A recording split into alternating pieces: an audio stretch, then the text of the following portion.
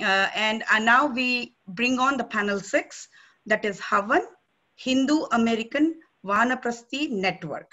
So I now introduce Kumar Daveji and Dr. Vinod Gupta, who are going to be the moderators of this panel. A brief introduction of Kumar Daveji. He lives in Indianapolis and is a professional engineer. He's also a Balagokulam teacher, ACAL coordinator, and a HAVAN coordinator.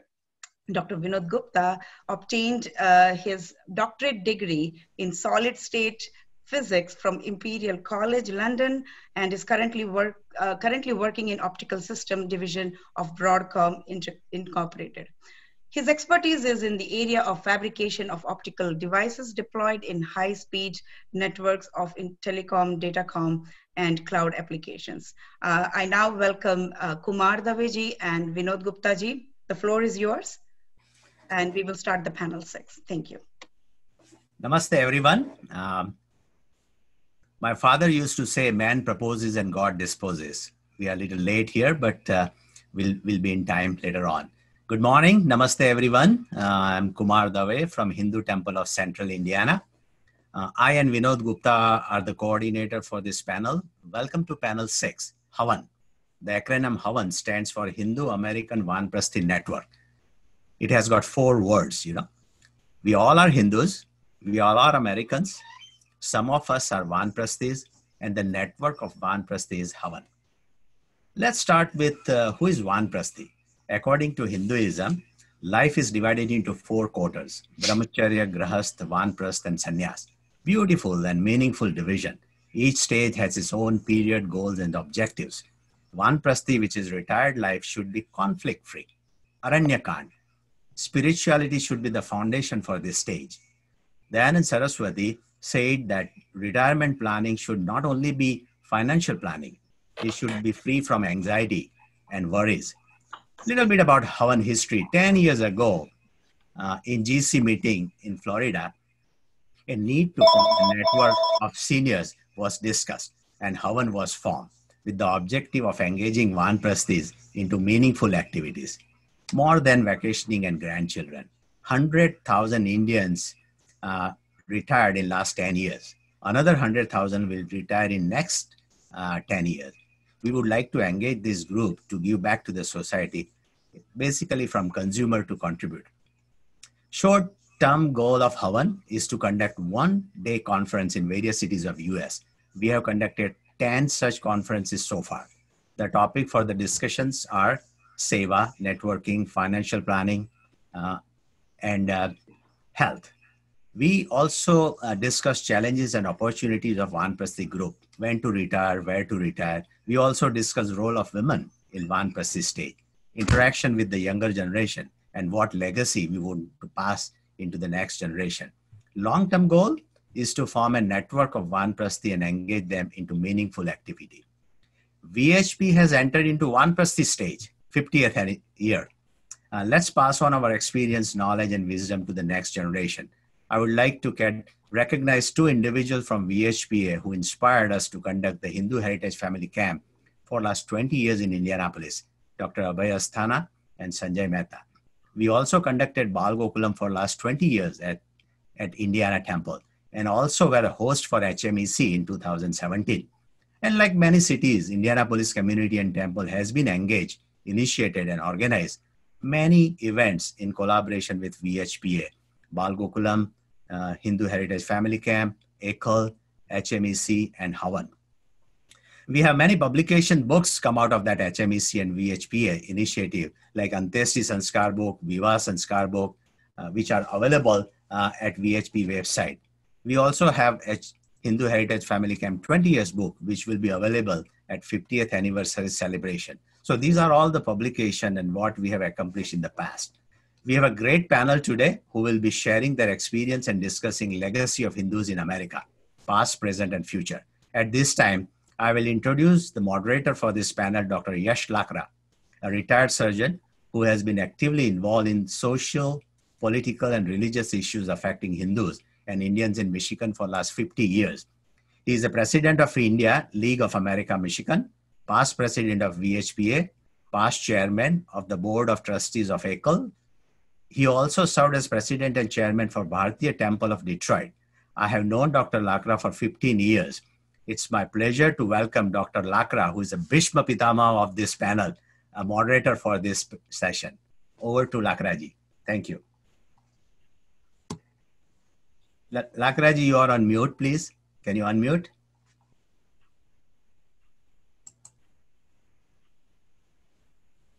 Yes, you are fine. Namaskar. Thank you, Kumarji, for this introduction. And I think I'm so glad to be here this morning, this almost afternoon now. First thing, thank you everybody who is attending this virtual seminar, Actions at 50, celebrating the 50th anniversary of Vishwa Hindu Parishad. I'm so honored and glad that I've been associated with Vishwa Hindu Parishad, not from the day one, but for the last many years. Today, this seminar, the HAVAN, which already been described, what HAVAN is, it is the association of, that's not, about it, that is older persons. American society, and for that matter, most of the societies are youth-oriented. And the older people sometimes are considered dispensable, are not considered valuable to the society. But our heritage, which we are talking about today, and we have heard so much already about it, is different. I think I have to say this very good shloka, which is very, very relevant to this thing. We say, Yana Sava Yatra na Santi Vridha, Sana Vridha Yatra na Charati Dharma. So no association, no meeting, no conference is complete or useful without the presence or inclusion of older people. But there is a caveat: the older people are worth their salt, are worth their value if they follow dharma. We have had a lot of discussion, talk about dharma already, and I'm not going to elaborate too much on that, but suffice is to say that we define dharma as yadharyati sa dharma, which sustains and supports the society, the individual, the family, the business. That is dharma. So as has been, dharma is not a static thing. It changes with your situation, changes with your position. So we want in the HAVAN, the participation of, not only in HAVAN, in all our activities, participation of older individuals who understand and follow dharma. And for that, we have an excellent panel of specialists, panelists here, and who will be speaking on the various topics related to the main theme of this convention, the virtual convention, as well as their field of expertise. And I will, first, the panelists will speak for a few minutes each, and then there will be a discussion among the panelists. And if there are some questions, the question will be asked and will be answered. So I will go with the panelists first. I want to introduce the first panelist, Professor Prasad Jayanti. Let me see, I see his picture somewhere or not. Dr. He's Prasad. on the panel. I'm here, Lakraji. Okay. Dr. Prasad is a PhD in computer science, and he's a professor of computer science at Dartmouth College. His passion is not only the education in computer science, but also synthesizing spiritual aspect, not a religious or a conventional religious thing. The spiritual education or spiritual training with the main line or so-called secular education. So Professor Prasad Jayanti, you have the floor, you have the screen. So you start, and then after that, stay within your time limit, and then we'll continue from there. Dr. Prasad Jayanti. Thank you very much, Lakraji. And namaste, everyone. And thank you, Abhay Asthana ji and Jay Bansal ji, for inviting me to this panel. And I can't tell you how happy and honored I'm feeling to be in front of you and to share my views. So what have we, people of Bharatiya descent and followers of Sanatana Dharma, what have we accomplished in the last 50 years? And what should our aspirations be in the next 50 years? This is the broad topic on which I was asked to share some views, drawing especially from my experience as a university professor and mentor of youth in the last 30 years. And I'm very happy to share my thoughts as they are. So, Vijnanam, which concerns the knowledge of the material universe, is of course essential for human sustenance and happiness. And as we know, Hindu Americans have contributed immensely to all Vijnanic fields, be they education, medicine, scientific discovery, technological advancement, finance, management, every field that you can think of. And this is a tremendous achievement that we all are and we ought to be very proud of. Here is something where I believe we need to congratulate ourselves even more enthusiastically. And that is, we have not forgotten our ancient wisdom that Vijnanam or material progress alone cannot bring us true happiness. And Vijnanam has to go hand in hand with Jnanam, which concerns the knowledge of the self, our own inner nature, how we relate to the nature around us, to the people around us, to all living beings around us, to the entire universe. And what does Jnanam do? Well, it can bring unsurpassed joy, tranquility, and contentment to the individual. It can bring harmony to the families, to the society, and to the entire world. So, the true achievement of Hindu Americans, I believe, is that in the midst of all the glitter and abundant material comfort that surrounds us in America, we have not forgotten the ancient wisdom that is passed down to us from millennia ago from our rishis, that Jnanam has to go hand in hand, side by side with Vijnanam for the attainment of true happiness or Anandam.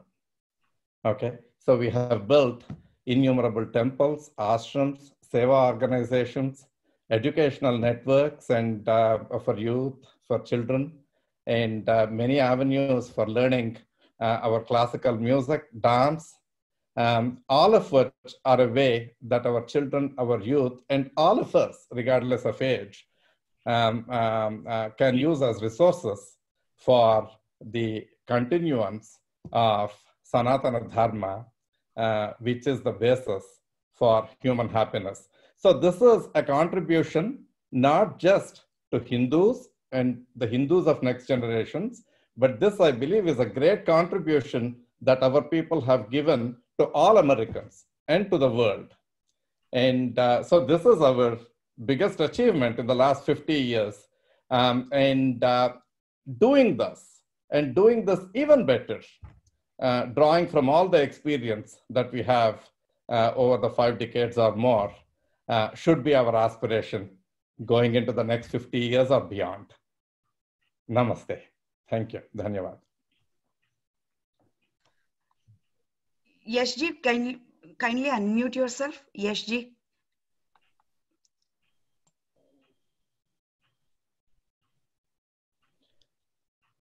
Lakraji, you're on mute. Okay, I'm okay. Can you hear me now? Yes, we can.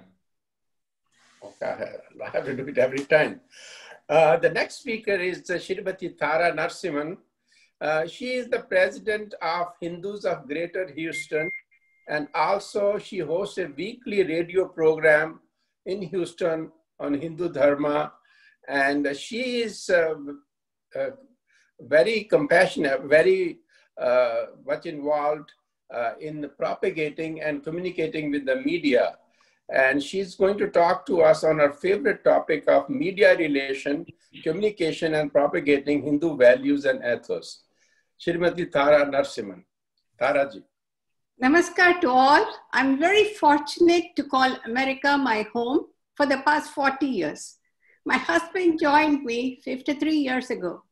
We are now happily retired and enjoying our Vanaprasthi status.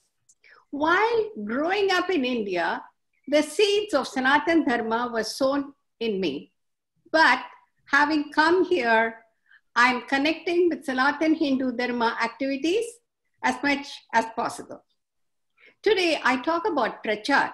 Publicity on the radio was started by a visionary, Padmakant Khambati ji, who started it 30 years ago. This is to dispel misconceptions as well as share the timeless knowledge, the wisdom that comes from our Vedas, our scriptures, Ramayana and Mahabharata, and also it teaches the moral values. Everyday life, we face a situation. We get answers from many of the stories, the kathas, from the Puranas and the Upapuranas, and it has solutions for every situation in our life. We also do Sanskrit chants, melodious music, and soulful bhajans on our radio that reaches out to non-Indians as well, and we get a very good feedback. The next topic I will cover will be prasar, which is reaching out to the community. We had yet another visionary, Raj Sealji, who thought 30 years ago to bring all the Hindus together, unity among Hindus. That we showcased our traditions, our music, our dance, our children's costume contest and Dandiya Ras, and celebrating one grand festival at the Houston George Brown Convention Center, attracting about 7,000 to 8,000 people to enjoy our evening of Krishna Janmashtami. We also celebrate our Hindu youth, who are the future leaders of tomorrow. We have two wings under HGH, which are the Young Hindus of Greater Houston and the Hindu Heritage Youth Camp, completely run by the youth, for the youth, and to the youth. Sanatan Hindu Center hosts the radio program Voice of Sanatan Hinduism, and the portions of the segment is shared by Sri Meenakshi Temple, Hindus of Greater Houston, and many other organizations. We announce, interview, and also invite special guests to our radio program, especially the youth. I congratulate VHP on its 50 years, happy birthday, and also the World Hindu Council for arranging this wonderful 2-day seminar, which was exceedingly well done. Also, I would like to chant one prayer for the universal peace, and it comes from our Voice of Sanatan Hinduism actually. Let me chant it. Swasti prajabhyah paripalayantam nyayena margena mahim mahishah go brahmanebhyah subhamastu nityam loka samasta sukhino bhavantu kayena vacha manasendriye va buddhyatmana va prakrite swabhavat karomi yadyat sakalam parasmai narayanaayeti samarpayami. May all be in peace. May all have Om Shanti.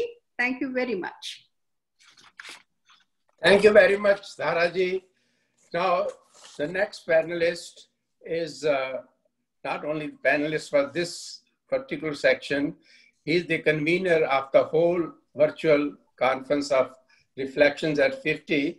Our panelist who was supposed to be here, Shri Dhirubhai, somehow he had to get out of this thing for some reasons. So Shri Jai Bansalji in the last minute volunteered to participate and fill in the gap. And I'm sure that he will fill in more than this gap. Dr. Bansal, I think known to everybody, he's the convener of this Reflections at 50. Jai Bansal retired in 2014 as the Chief Scientific Officer and Global Technological Advisor from a global petrochemical company. He is also associated with Argonne National Laboratory as a Distinguished Fellow, where he acted as advisor to the Argonne scientists as well as the US Department of Energy. He is the member of the Governing Council of the Vishwa Hindu Parishad of America, or World Hindu Council of America. And as I already mentioned, he is the convener of Reflections at 50. So, Jai Bansalji, you have the screen and the floor. Thank you, Lakharaji. Thank you for your kind introduction. And namaste, everyone. It's a pleasure to be here. Pleasure to listen to all the wonderful speakers and panelists that have gone before us. I'm, as Lakharaji said, I'm substituting for Dhiru Shahji, who had some last-minute health issues. So our thoughts and prayers are with Dhiruji for his speedy and full recovery. With that, let me first point out my own little bit of history so you know where I'm coming from. I came to North America in 1968.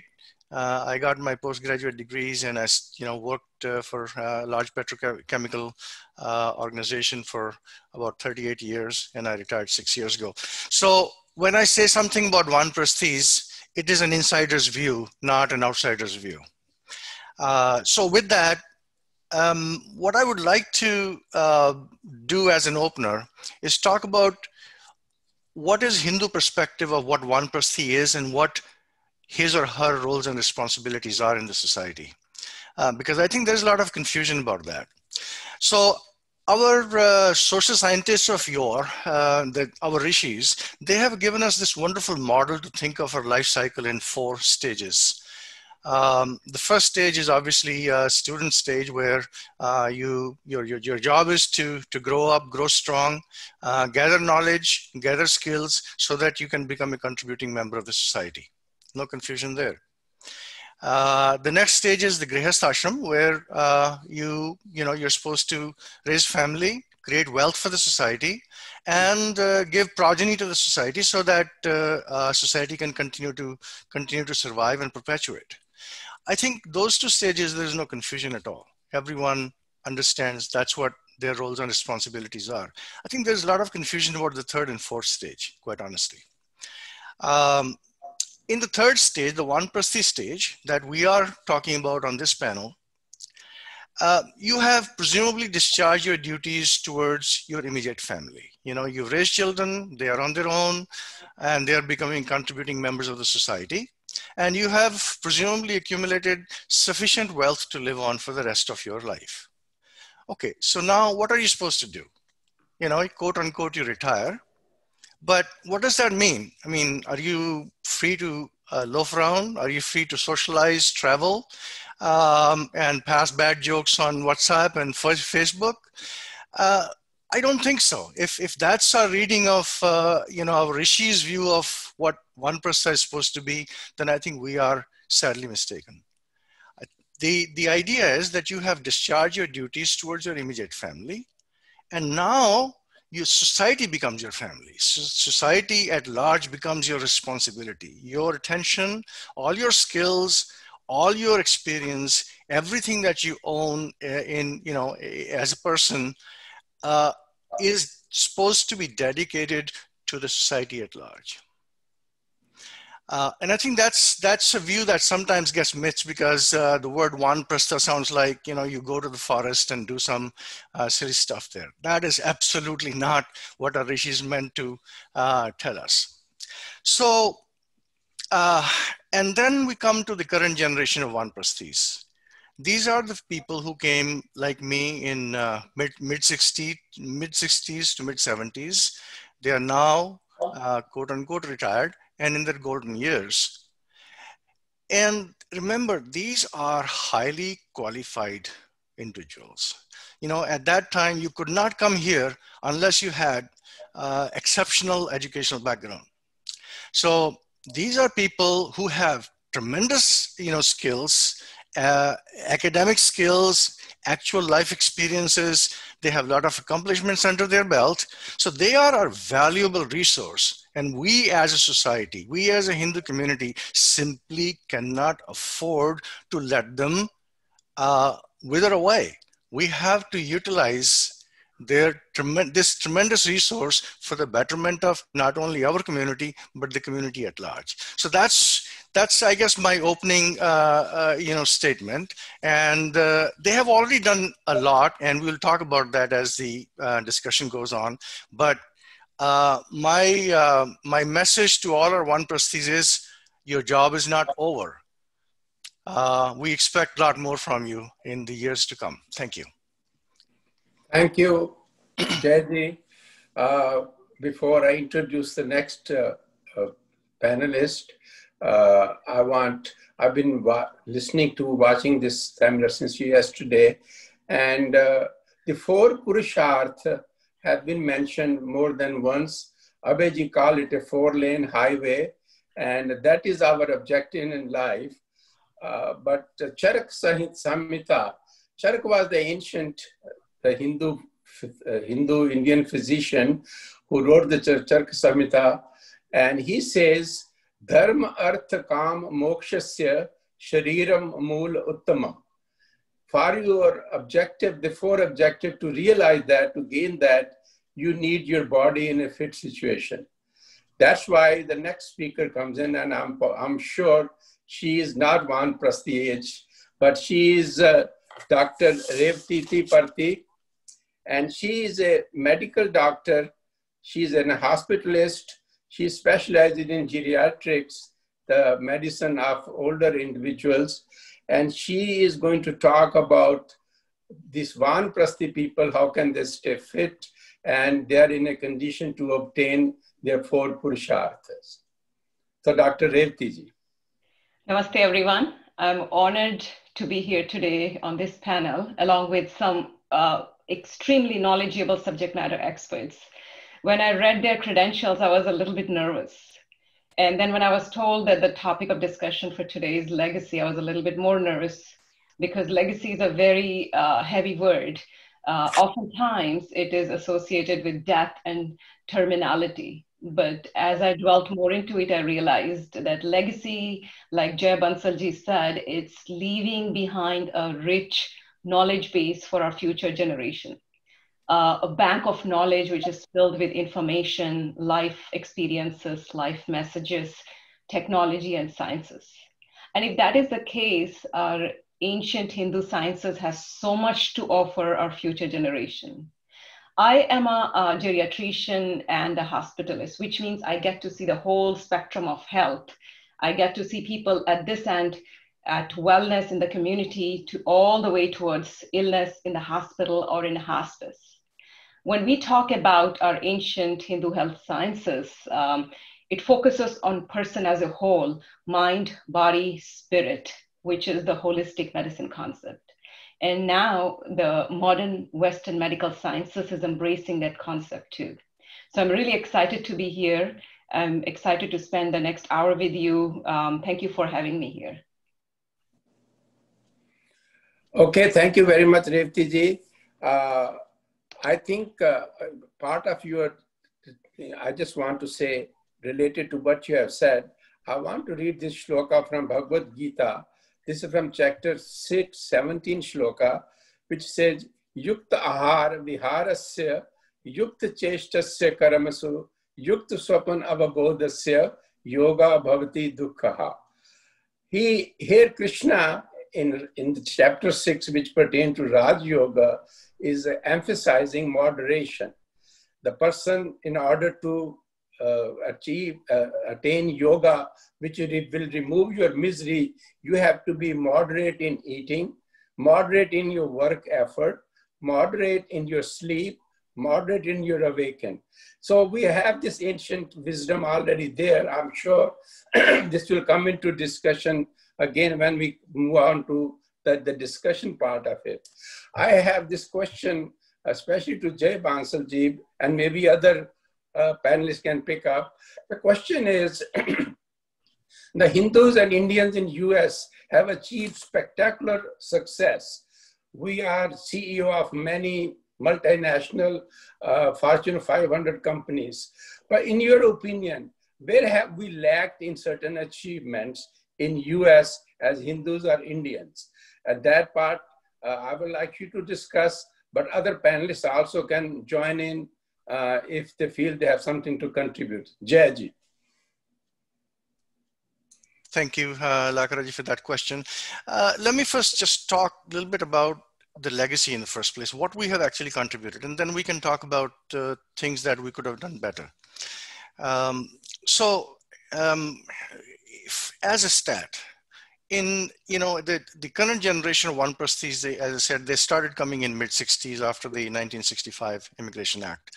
Before that, there were only about 12,000 of us of Indian origin in this country. Today we are 3.9 million. So when we talk about the contribution of Vanaprasthis, everything has happened that we see today, that is, has any Hindu or Indian element to it, actually has happened on their watch. Before that, the infrastructure just wasn't there. We did not have critical mass. So their contributions actually are, I can speak in three different buckets, three different segments, if you like. Wealth creation, holistic living, spirituality. We can also talk about cuisine and arts, but that's not on my list. Those are great contributions, but we can take them off separately. So in terms of wealth creation, today we are 1% of the population, and 5% of the physicians in America are of Indian origin. So we are punching 5 times our weight in that segment. I think there is not, it's not an exaggeration to say that there's probably not an American who has not seen an Indian doctor or has not been seen by an Indian doctor. We contribute $1 trillion to the economy of this nation. That's, again, 5% of the GDP of United States. 50% of the low and mid-range hospitality industry is actually owned and operated by people of Indian origin. So, we can discount some of the contributions, or, we can, when we talk about the IT industry, all the industry infrastructure that has been created in the last 30 years, we can say, well, Vanaprasthis probably didn't have much contribution there. But the reality is, there were legions of scientists and engineers who were working in Bell Labs and, other, institutions of research, creating the groundwork for, that led to the IT revolution in the 90s and so on and so forth. So a lot of the credit accrues to current Vanaprasthis in that area as well. So this is, you could say, well, these people were just earning a living. True, but in the process of earning a living, they were creating wealth for the nation. That's how wealth is created in the society. And yeah, they were creating well-paying jobs, they were paying taxes, so that's how wealth is created in the nation. Holistic living. I mean, yoga was only a word. Ayurveda was unheard of. Vegetarianism, veganism, things like that. Those are now part of the lexicon, everyday lexicon. That has happened on the watch of Vanaprasthis. Spirituality, I think that's, the Vanaprasthi generation is part of a continuum that started with Swami Vivekananda at the end of 19th century, but they contributed to it over the last 50 years as well. I think those are all great contributions, and I think we should be proud of our current generation of Vanaprasthis for having made these wonderful contributions. The question is, what is the reason for these contributions, and what is the reason the next generation is doing, fairly well in terms of, education, in terms of getting good jobs and so on and so forth. And that reason, I think, has to, go back to our Hindu dharma and the value system that we instilled, that our parents instilled in us and we instilled in our children. The question is that durable? Have we created the groundwork to make that and the value system durable and perpetuated, going down the road? I think that's where we may have some unfinished work, and I think we need to explore that issue a little bit further. So I'll stop there.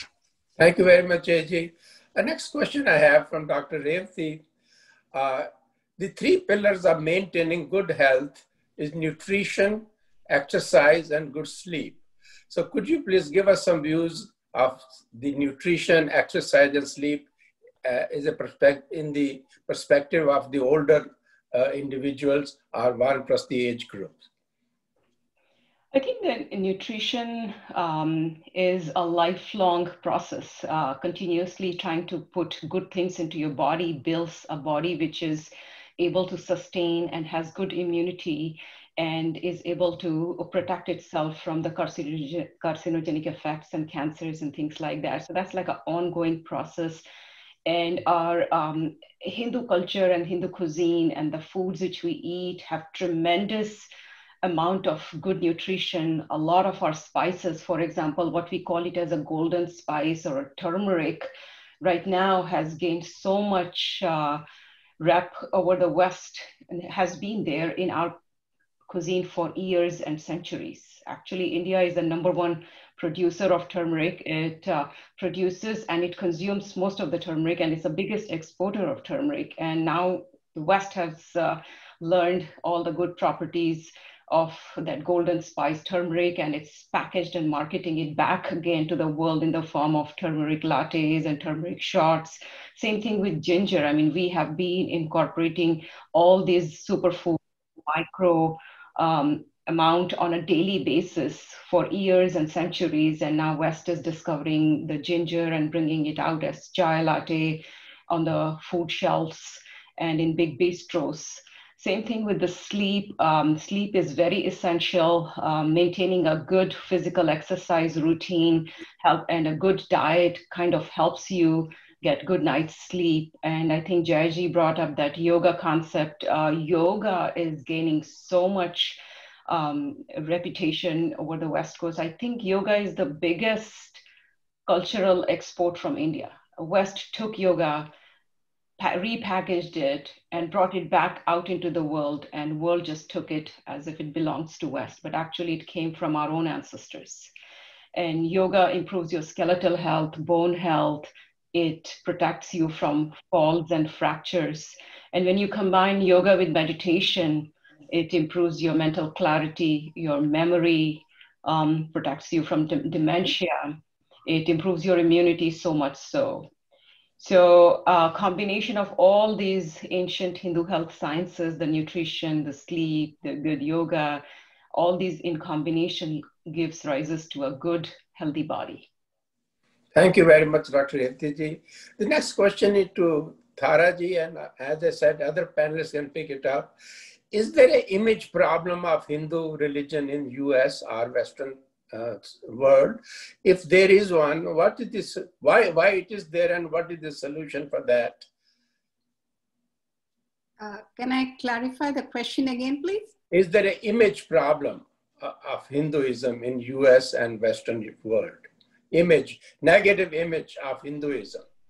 Well, that has been more in the publicity as well as the people in the news media. They do misconceptions and misinformation. These are the things that have been happening. We don't know the reasons or the causes for it, but the solution is you have to seek the right answers from the right sources, actually. And Hindu Dharma is Sanatana Dharma is universal. See, like one prayer, yesterday, the Annapurneshwari prayer, this says, Sada Purnesh Shankaran Jnana Vallabhe. So we are saying that God is in the three worlds, and we claim that each one of us have God inside of us. We respect each other, and we know that the person who says anything negative in the media, they are provoking our kind of sensations on this, that we have to be more firmer about our beliefs and our faith. I think that will carry us to a very large extent. And you know that Ravitiji talked about the importance of yoga. I am a living example. 7 months ago, I had a bypass surgery.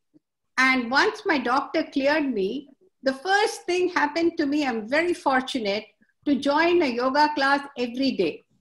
And this goes for 1.5 hours, which helps me to define my life all over again. And it became a big blessing that my health, I am as fit and I'm able to, the doctor told me that this is the best medicine that I could have given you. And I'm very happy they have done research papers on yoga at the Texas Medical Center. And they all have found yoga meditation is one of the main things that we resist. We don't say anything. We take it in spirit, and we kind of keep the definitions of negativeness negative. So that way we have to be proud. And also as grandparents and parents, we hold the torch of the lofty ideals. So at any point, I said we have answers in our scriptures, but the experienced grandparents and parents can always guide you. As long as we have good people guiding us, I think we are in the right path.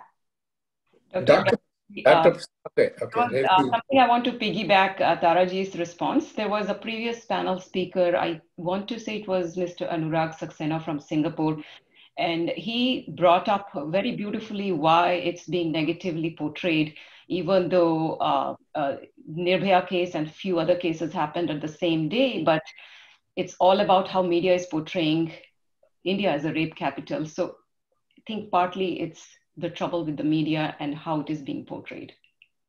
Dr. Prasad, the question to you is the same question, especially the college age going Hindu youth or Hindu kids. How can they confront the bullies or the people who are doing negative imaging on them, or taunting them about Hindu religion and some of the aspects which is portrayed in the media? So how do you deal with the Hindu youth in the colleges? Dr. Prasad? You're on mute, I think. Oh, again. Yeah, I'm unmuted now. Good question, and I'll address that as well as the unfinished business, and a well-done business and an unfinished business that JG also alluded to in his response to your question. By the way, one thing very positive that I would like all of you to know and feel very happy about is that Dartmouth, as you know, is one of the Ivy League universities. And in the central part of the Dartmouth campus, we have a Saraswati Mandiram. And to the best of my knowledge, I mean, this was the first, and probably still is the only dedicated mandiram in a campus, and we thank Dartmouth, for making this possible.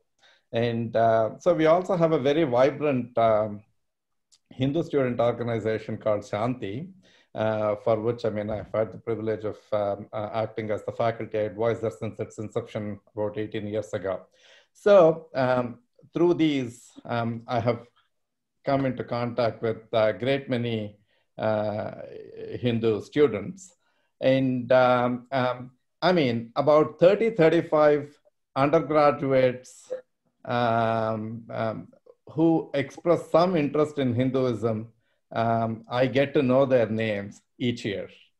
About one or two of them, are raised in a way that they know a lot about our dharma even as they come in.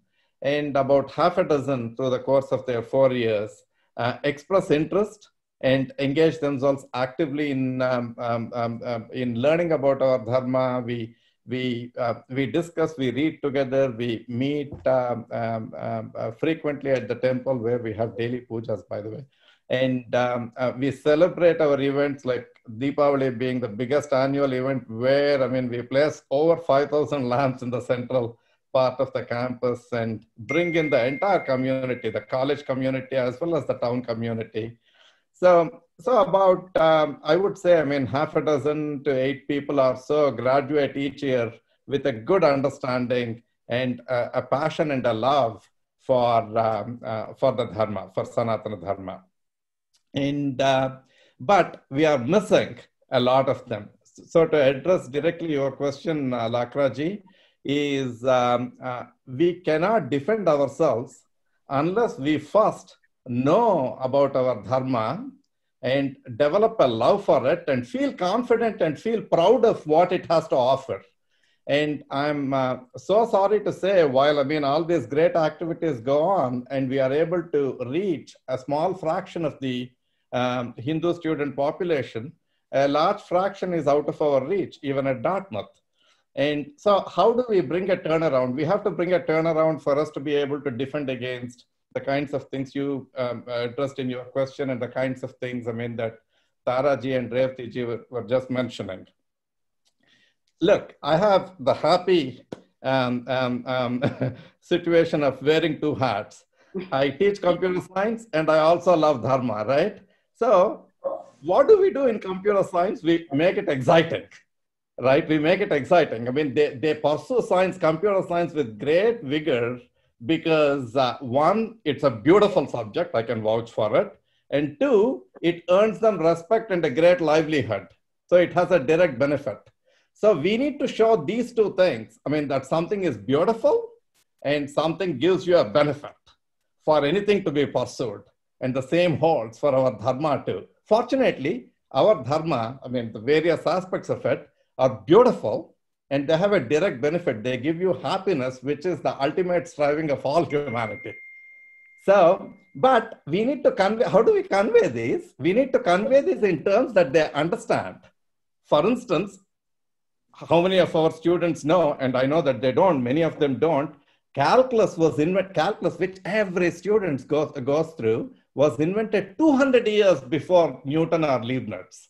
Fibonacci sequences, which come and which every computer scientist knows about, don't come from Fibonacci of the 12th century Italy, but 1,000 years before Fibonacci by Pingala, our Rishi. And Panini's grammar is the basis of all linguistics. And it's the only perfect grammar for any natural language. So say these things and the students can appreciate these things. And once they are taken in, once they feel extremely proud, confident, and once that happens, there is no going back. They will be much greater ambassadors than I can ever be of our Dharma. And so we need to approach things through things that they understand so that they first feel that pride and love. And then, the rest of the things get addressed. I would say currently bullying does happen. It has happened, for instance, on our own campus. And our response has not been great. I will not go into details for just lack of time, but we need to build confidence and respect and pride in our own community through imparting knowledge in a way that they can appreciate, and then these things will get corrected. I'm very optimistic, but then there is a lot of unfinished job that we all have to engage in. Thank you very much. Before I continue, Vinodji, could you tell me the time limit, how much time is left for us? Lakraji, we are running late, so I would request one final round of questions for each panelist, if you can keep it to last questions, and that would be very helpful. Though there seems to be a lot of questions from audience, they are very excited to hear from every one of our panel, but unfortunately we don't have that much time. One question came from you, Dr. Lakraji. What is the secret of yours keeping your good health yourself? Okay, I was going to bring it up. First thing is this, that I'm not a scholar, but I have learned Sanskrit and I have learned Bhagavad Gita and I have memorized many shlokas, but that has been the basis of me participating. Yoga asanas, I am very, very adept. At age 81, I can do almost all asanas of yoga as well as pranayama. And I give all the credit, and I personally think that this is a gold mine which we have, but we don't explode it. And I can tell you how good I feel by 81, you can imagine. But anyway, the question which I had asked Prasadji, Dr. Prasad, I think there is I have to say one shloka in Bhagavad Gita say, Udreyad Atman Atmanam Na Atmanam Vasadayet Atmaiv He Atmano Bandhur Atmaiv Ripu Atmana. Lift yourself by yourself. Don't start looking somebody else is going to come and help me. Don't ever put yourself down. The other religion are calling yourself a sinner or something. Don't put yourself ever down. You are your best friend and you are your worst enemy. So it all comes to each individual. don't put yourself down. That Krishna is telling us. And I personally think that that aspect we have to learn and also teach, that don't put yourself down. In there, some other panelists, the question had come up, some academics, and most of the academics and most of the people in the media who put negative images of Hindu religion, Hindu dharma, they are Hindus. And I always remember a Urdu shair. I think I have to say that I don't only know Sanskrit, I know some Urdu also. उसके दिल के फफोले जल उठे सीने के दाग से इस घर को आग लग गई घर के चिराग से. Most of the people who harm Hindu religion and Hindu dharma are Hindus. And I think we have to reach out to them. But I think I will say that each panelist has some closing remarks. And after that, Vinodji is going to say something. So we start in the same order.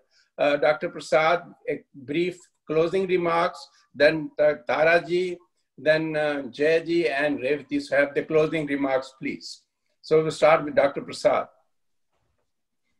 Okay, I'll try to be brief. I mean, as I'm sure it has come through, my passion lies in imparting an education that that's a happy marriage of Vijnanam and Jnanam. So bring Sanatana and Sanutana together. And we can do that. And I'm very optimistic about it. And I want to demonstrate that it can be done, I mean, in a very effective way. This is not a new demonstration. Innumerable people have done it. But we will continue to be doing this. So I would like to spend my retirement, Vanaprasthi as beautifully explained by Jaji, in working with schools and school children to enable this to happen. By the time they graduate from high school, it should be, not only should they be well-versed in science and math and go to top universities and study these things, but they should be well-versed in Sanskrit, in their Matrabhasha, in their own mother tongue, and well-versed in our literature and in our history, and be confident ambassadors of the dharma that they represent, because this dharma is universal and is the sprout of all happiness to all humanity. And Vanaprasthis have a great role to perform in this. So it's not just my mission. I think, I mean, it's all of our mission, and we all would be most effective because of the expertise and the experience and the resources that we all have and the greater time that we can put in than some decades ago. Thank you very much. Taraji? Yes, to continue the legacy of the older generation, we have to encourage our youth who are having the leadership into the future with our, many venues that we have created for them. A Hindu Heritage Youth Camp, which the Vishwa Hindu Parikshit started, is one of the great foundations of giving the best to our next generation. And the second way is to start from your home. Every home, we all learned from our parents, grandparents, our culture, way of life.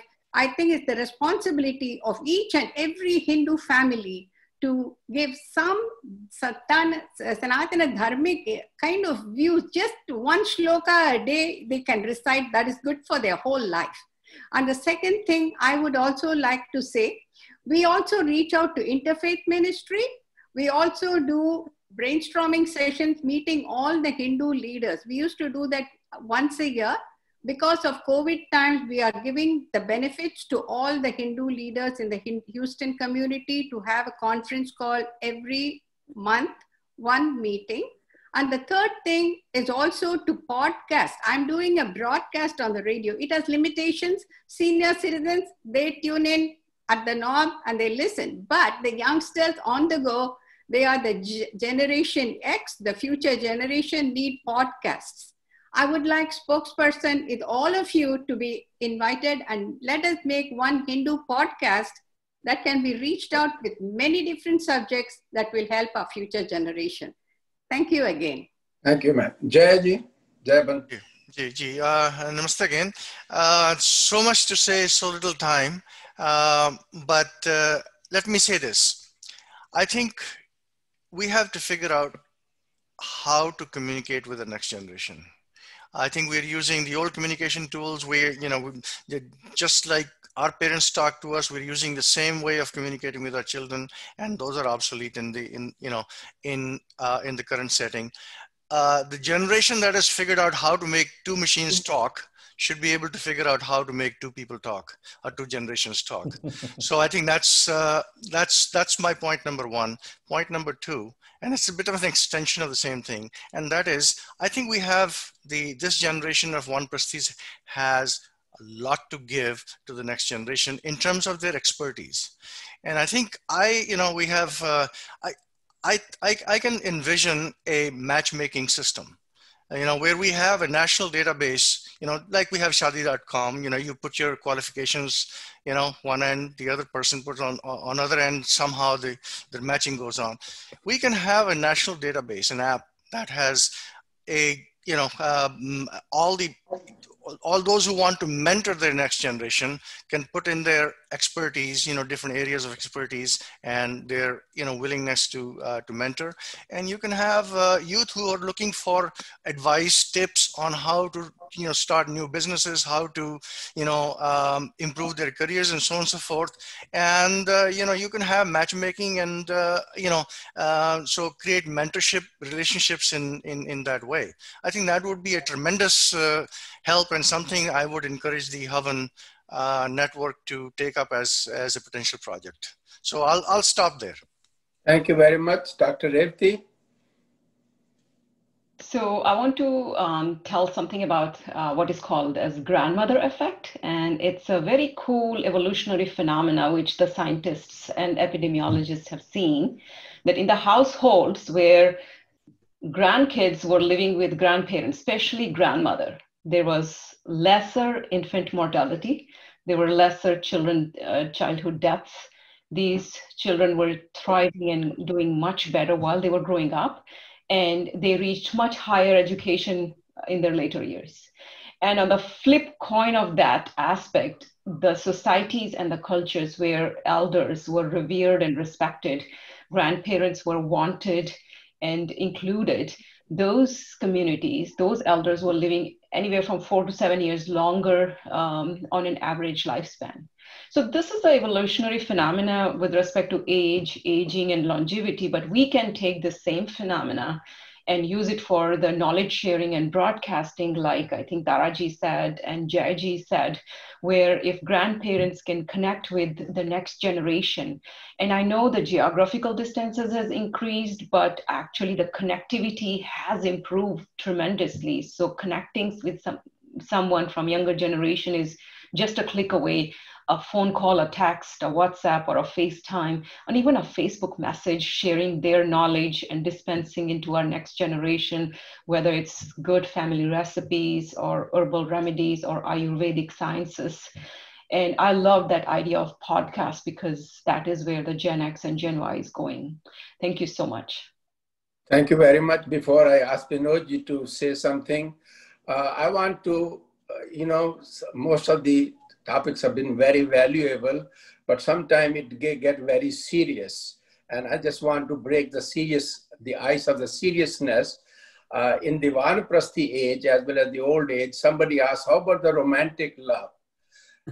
So question was asked about romantic love, and I give you the answer in a Urdu share. So it will be a good mix, I hope. कहते हैं कि जब question पूछा what about your romantic love, so उसने जवाब दिया माशूक का बुढ़ापा. अंडरस्टैंड, माशूक इज योर लवर मैन. माशूक का बुढ़ापा लिज्जत दिला रहा है, अंगूर का मजा अब किशमिश में आ रहा.